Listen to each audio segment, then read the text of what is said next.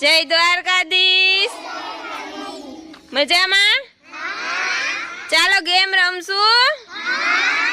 ચાલો આ બધા છે એની પાછળ શું છે બતાવો? પૂંછડી છે, બરોબર। હવે પોતાની પૂંછડી બચાવવાની છે અને બીજાની પૂંછડી